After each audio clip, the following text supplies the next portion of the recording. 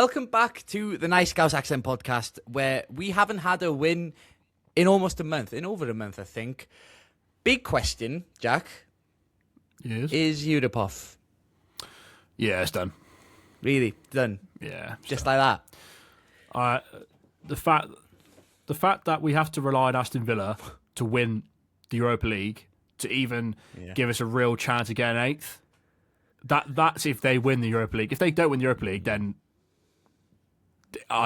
it's on the cusp of impossible. Yeah. We get Europe now. Yeah. It's like Conference League or nothing at this point. Yeah. Really. Yeah. And we've got Sunderland next, which we're going to come to, but we're going to focus on that Palace game a bit first. Do you know what? Let's start with something positive for once. Betto. Oh, mate. My video got taken out of copyright, fuming. But his goal... Holy moly. Now, that was a bloody good goal, mate. He's like Drogba. He has got way more in his locker than he gives off. I'm sorry. Yes, he's not a great footballer. Don't get me wrong. He's far from perfect. But he is no way the worst striker in the league. He's not even close, actually. No. He really not, is he? Nah. Like over these last 2 months, like he has been nothing short of like exemplary. He's been doing everything. The only blip was that Man City game, but it's okay because Barry came on and scored twice anyway. So, like overall, he has been absolutely unbelievable. Like the question marks about Betto Ovston is like his composure in front of goal. That goal against Palace, where he had time to think about it and still did the business. Do you know when he was slowing down and was looking to chop back in? Yeah. I thought, it's done. It's done. Something unfortunate is about to happen. And no, it doesn't. He just sells the defender, makes that angle better for himself. And the finish is underrated, I feel like. So smart. Yeah, through the Such legs. a smart finish. Like if you know ball,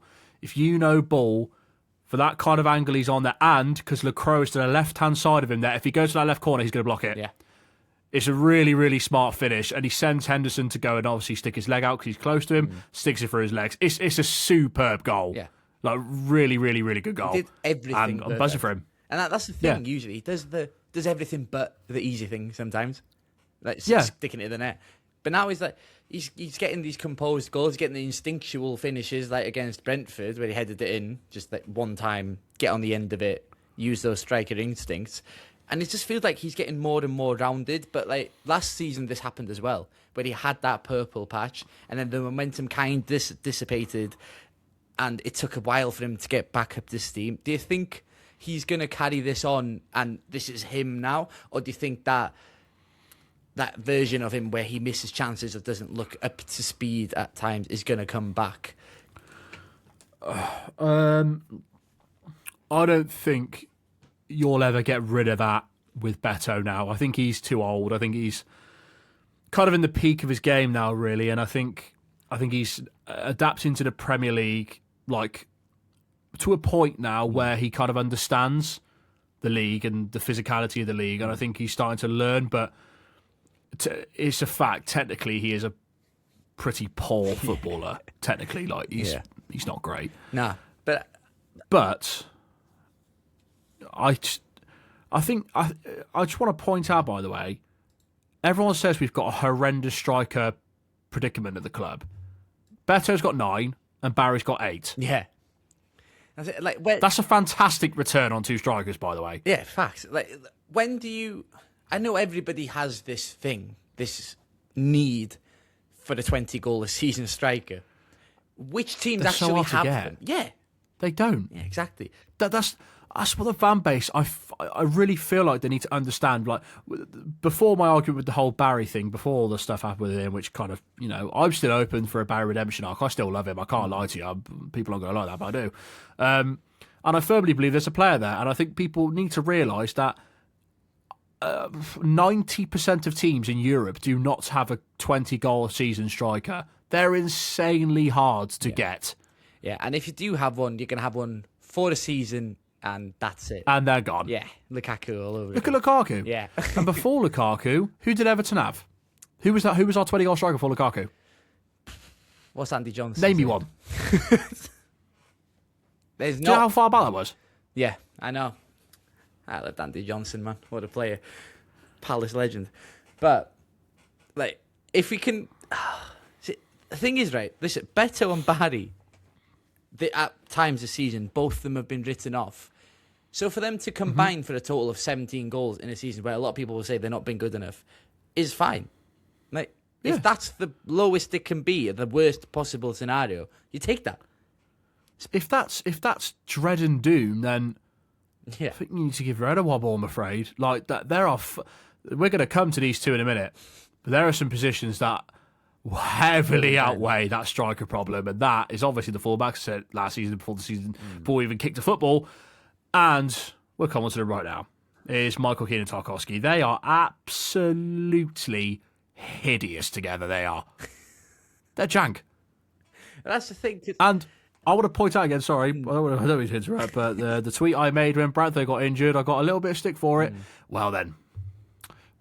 So I don't want to be that guy, but I told you so. Yeah. It's just, as in isolation, they're all right. But together, it's just awful. Don't, like, we can obviously, like, the goal that we all know, they just stood there, right? And they left Mateta to peel off into space. That's one thing, right? That's one thing. And also, defenders are there to defend, right? Let's not get it twisted. Correct. Like, that's what they're supposed to do. And experience as well. That comes into it with stuff like that. Playing against Mateta, a player who is going to be physical, like Tarkowski and Keane, and not that quick. So he's using his head. That's his edge there. But Tarkowski and Keane, with the amount of minutes they've played overall in their careers, and those all being Premier League minutes for the most part, they should also understand. They should think about that aspect of it as well, and they just don't. They switch off there. The other perspective on it is on the ball. It's a bit anxiety-inducing. It's excruciating. If we're being brute here, and I'll give you an example. Crystal Palace, second half. The amount of times, mainly Keane, but Tarkowski is not innocent here. Palace give the ball away silly. They did all game. I thought Palace were quite poor. We got battered in the second half. I still didn't think they were great. The amount of times they gave us the ball, and Michael Keane didn't look up. He didn't try and take it down, look for a pass. He walloped it every single time straight back into Palace possession, and we got pinned back. We couldn't get out. Yeah, that's a good point about getting pinned back as well, because I feel like this is becoming an unfortunate theme for us right now, where we score and then we immediately regress. Listen, I know I don't look it, but I'm old enough to remember Moyes' first stint, and the big palate cleanse when Martinez came in was when we were winning. We'd swap a winger for a winger, not a winger for a fullback. And that was quite refreshing at the time, because the best form of defence is attack, right? But it feels a bit sometimes like, be happy with what you've got when we've scored to go 1-0 up. And when you score in the first 5 minutes, that is just never going to work unless you can control the game. Like, Arsenal can do it because then City can do it. Because they can control it. Like, even City struggle with it at times now. Arsenal are doing it in a way where they just pass side to side, but in your half. Everton are watching their opposition pass side to side in our half. That's a really good point when you think tactically there, because if you look at the likes of City and Arsenal, they've got players like, you could list off so many. They've got Bernardo Silva, Phil Foden, Tijani Reinders, who is very good on the ball, but horrible off the ball. But these types of players, same with Arsenal, Zubimendi, Declan Rice, even the likes of Eze as well, who are good under pressure in tight spaces. They can ping it about, and they can happily avoid your press. They can control a 1-0 game. Yeah. If you look at Everton's midfield, we've got James Garner, who's very good in tight spaces, very good on the ball. But then if you look after that fact, our fullbacks do not help control a game. They panic, blast it forward. Yeah. Irabunum, love him, really, really rate him. Fantastic off the ball, on the ball, really poor. Yeah. Gay on the ball, really poor. Yeah. We have to. The game plan of sitting back and hitting them in transition is the play. I could 100% in a David Moyes team. Completely agree. But if you get one goal, you do not then go back and think, we can hit them on the break here, but now we're gonna relieve the pressure and give it back to Michael Keane and try and keep possession. No. It doesn't work. We can't control a game like that. We simply can't do it. And then the team will figure us out. And I think Palace did second half. We got pinned back and got out. Yeah, absolutely. And we did have chances on the break. And one of them stays with me, the Dewsbury Hall one. Oh, yeah. That's the second time he's had that exact chance and done the exact same thing. Yeah. He's on his right, just slot it. You don't need to be... I think he could have dinked him as well. Yeah. He could, if he did it first, if he looked up at it, he was miles off his line, he could have dinked him. I thought, that's a Dewsbury Hall goal, That's the thing. Even his chance in the first half as well. Yeah, I feel like Dewsbury Hall is very good when he's not got time to think about it. When it comes to agreed. It's box crashing first time finish, he'll score that piss easy. Or outside that's his type of of goal. Box. Like that goal against Man United, proving that he's got a right foot. Wolves. Yeah. Like, look at the finish on that goal for Wolves. Like, didn't have time to think about it. First time volley, it's an outrageous finish. Yeah. But there's been times Newcastle over the top ball has to take it down really tight space. That is a ridiculous goal, by the way, not spoken about enough. Yeah. He has got no time to think. He just thinks, well, I've got to take it down and just slot it home. Yeah, exactly. But when he does have time to think, Dewsbury Hall, it's why I think he's better as a number 8, as a box crashing, attacking kind of midfielder, not a number 10. It's like deeper as well, because he is technically brilliant on keeping the ball. He rarely loses it, and he only loses it really when we're trying to break and the numbers are in the opposition's favour. That's understandable, and the areas he is losing it in those instances, it's not that bad if you lose it in that position. But like, he is also like Enzo Maresca at Leicester, and like then brought him to Chelsea. In that system, he was like an 8 who controlled tempo. Everything went through him. Yeah. I know that was in the Championship, but also at the Club World Cup for Chelsea, he was doing it as well, and they won that. So he is good enough to do it. He's done it against PSG, for God's sake. He could do it against Burnley and Palace or Sunderland. Or, do you know what I mean? So but I feel like it's a size issue. I just feel like with Dewsbury Hall, like I said it a couple of months back, that's why I think Everton do need a number 10 if we can. It's because when you're a transitional side like Everton are, we sit back a lot of the time, we try and hold a good shape and hit them on the break. You need a number 10 who can pick up the ball under pressure and pick that final pass. I just don't think Dewsbury Hall can. Like, he can drop deep and he can dictate a midfield. He can switch it.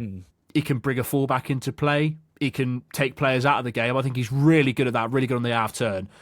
But that final ball, that's the one thing with his game I think really is not great. Same with Jai. Yeah, I think it's a team dynamics thing, because Dewsbury Hall is good at making the run to get the final ball, and that's fine. Yeah. It's just a different use of a 10, and that was okay when we had somebody able to do it in Grealish. And you see those two, they worked so well together in tandem all the time. Yeah. Dewsbury would make that underlapping run into the left channel and Grealish would find him. Like, this Palace game in particular would have been unbelievable to have Grealish in, just to get the studs on the ball and just control it. Just relieve pressure. That's my point with Grealish. Yeah. That is my point with Jack Grealish, is what I think a lot of fans don't get with him. He is not a flashy winger. He's not going to grab you 10, 15 goals in a season. It's the other side of the game that he is genuinely elite in. Withstanding pressure, keeping possession, winning fouls, just making sure you're not caught. Yeah. And if you are struggling, you know you can just give it to him and he'll get you out of the danger. And he looks after the ball. So many players don't look after the ball. Exactly. It's a frustration. With this game being obviously a draw and it not really suiting us at all. Obviously, we had the chance to go above Chelsea. We're not now. We're level. This game now has kind of made the next 2 games feel a bit less important. Obviously, we know if we win both of them, Sunderland and Tottenham, that's all we can do. Of course there is. Yeah, that's all we can do. And listen, the way the teams are going in this league right now, nobody wants it. Everybody's dropping points. But I feel like the stakes are that low now in terms of realistic expectation. We can look to probably rotate and try things. One thing is Merlin Rolly. Moyes said... I made a video on this guy, Moyes said that he's powerful, he's built like a 400-metre runner. And I thought that was quite interesting, because essentially what he's saying is you can't really find somewhere for him to play, so you're playing him in an outside position but he was signed as a centre midfielder. Yeah. And he's been playing on the right wing, and he's been quite good, pretty good. I think he's been excellent considering he's playing our position. Is that physical? I think he's unlocked a new dynamic for Everton. Yeah, the powerful running. Yeah, Could you do that from right back? yeah. I think you put him right back. Yeah. Kind of like I can't remember if you said it last time or somebody else, but like a marauding right back. Yeah. I tweeted that. Yeah.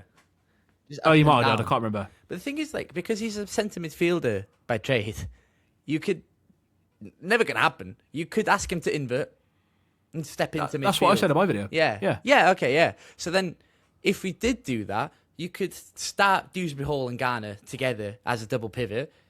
Merlin Rolly steps in to become that secondary midfielder with Garner and just let Dewsbury Hall go high, and then suddenly you've got 2 10s, 2 wingers, and a striker. I don't think Merlin Rolly solves the defensive issues from right back, because I think Jacob Bryan is a liability at times. That's not my point with him going right back. My point is, I think in possession and going forward, we will be a 10 times better side. On top of that, he still has the height and physicality of Jacob Bryan. He is 6'4". Yeah. He's combative. He's strong in a challenge. If he has support from James Garner, if he does kind of drift into midfield, and O'Brien can come over and cover him as well. Like, I just think, and I think he's got a perfect attitude as well. Like I think Moyes can trust him as well. Yeah. That's the key for me. Yeah, speaking of trust, let's go on to it, because this happened on Sunday as well. I think you know what I'm going to go and say. I was watching the Real Madrid-Barcelona game, the El Clasico. Barcelona won the league, and Ferran Torres scored to make it 2-0. Camera pans to Lamine Yamal. Sat next to him is Adam Azdu. And Correct. I made a video on it, and I was like, not a great look. Not a great look, It's not. right? He's been frozen out, understandable. However, if you're going to go to a football game on Sunday, it probably should be the team you play for, regardless of if you're in the squad or not, because things like that do build bridges, gain managers' trust, and it looks like you want to be there. But if you're in Barcelona on the same day, it's just not a good look. It just stinks of you don't want to be here. And I don't blame him, because he's not getting a chance. But there's obviously, he's tearing down any prospect of there being a chance back in. Tyler Dibbling hasn't said anything. Anything. Nope. Merlin Rolly the same. Yeah, exactly. He was absolutely unbelievable, and he didn't kick a football for about 5 months. Yeah. Played the best team in the country. Like, that's attitude for you. But I saw somebody in your comments. I was going to reply to before. You know what? No, I ain't going to bother. I saw you got a bit vexed at him as well, and I don't fucking blame him either. A bit of because back and forth. what people don't understand is that, yes, he's not in training. He hasn't played. He can go wherever. That's not the point, mate. No. It's not the point. It's like, we've literally played on the day, and on the day we've played a game, he is in Barcelona celebrating for another team. Yeah. It's the look of it, isn't it? Yeah, the optics of it are bad. It stinks. They look really bad. They do. If we played on a Saturday, I would have no problem. No problem. Yeah. Because then it's the day after the game, isn't it? Then you really have no tie to the day. Yeah. If you go on the same day, you're like, I'm not connected to that club anyway. That's what it gives off. Yeah, exactly. Doesn't it? It's just such a good, like, visually, if you're just seeing at the games, supporting Everton, the club you play for and pay your wages, it's just a better look. Ultimately, you can't spin it in any other way. I know people will play the let's feel sorry for him card, which is fine. We feel sorry for him. That's fine. He's been treated poorly. But unprofessionalism doesn't get you back in. David Moyes is not that type of manager. He's very autocratic in that way, where he will just push you to the side. He doesn't care. That's what happens. I also just, speaking not even from a selfish point of view here, it's not a good look if you want a future club. No, so Bayern fans don't like him because of that. Future managers are going to look at that and think he's going to cause problems, isn't he? Yeah. He's not got the correct attitude, and you might not think that's true and it's not real, but it is. Managers will look at that and think he's going to cause issues. Could you imagine being Adam Azdu right now? Yeah, your best mate is the best player in the world, arguably, And That would be pretty mental. you can't get a game ahead of Mikalenko. Yeah. That must do wonders for your ego. Yeah, it's just that you just explained why, yes, we can feel sorry for Adam Azdu. Yeah. And I'm gutted he will leave now. Yeah. Here you go. Which is a real shame because I think there's definitely a player there. But you can feel sorry for him. But at the end of the day, there are lines you cross. And I feel like once you start doing stuff like that, then there is no return. No. And that is his own fault. And that, even if he was given permission by the club, you still have to... It's on his agent, probably, to say, listen, mate, it's not really the best look for you, unless there's something already agreed and he doesn't really care anymore. Which I feel like is probably what's happened. Probably. Yeah, so that was a weird one, seeing him for the first time in months. So since Sunderland, since what, January? Yep. So it was a weird situation that I didn't want to get involved in. I didn't even criticise him. I just said no, look, he's over there. He should be over there. That's all it was. Yeah, I don't know, mate. It's a shame, isn't it? It is, but I wanted it to work. I honestly did. I'd buzz me. Like signing a player from Bayern Munich. That's been a Barca as well. But what can you do? Like, one thing I tell you for certain is he's not going to play against Sunderland. No. No, he's not. There's more chance of us playing against Sunderland. And if anybody's watching this, going to the game, both of us will be there, so come say hello. But, yeah. Correct. Sunderland had a bit of a weird one, right? They've got that weird, big loss in them, but they've also got horrible to play against energy. Yeah. Granit Xhaka, regardless of the score, he plays well. Yeah, I don't like playing Sunderland. Nah, me neither. They're that team. Do you know what I mean? Yeah. They're them. Yeah. That first game of the season. Do you know that game this season, the first one, perfect example of the early cracks in our team, right? We go up 1-0, and then we go, okay, let's defend then. And we don't. And then they switch off early, concede a goal outside the box. I'd even argue it's not even that, really. I think a lot of the time, if we do take the lead in the first half, it's this mentality when we come out in the second half. Because that Sunderland game is another example of that. First half, we created about 3 really good chances. Ajayi scores a wonder goal. Barry misses a literal open goal. Second half, we got annihilated by Sunderland. Yeah. They deserve to... Game of two halves, yes, but they deserve to win that in the second half. Second half is the business half. It is.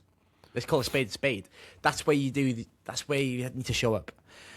Yeah, it feels. And I don't think Everton do it anywhere near enough. Nah. Like, look at the past 5 weeks.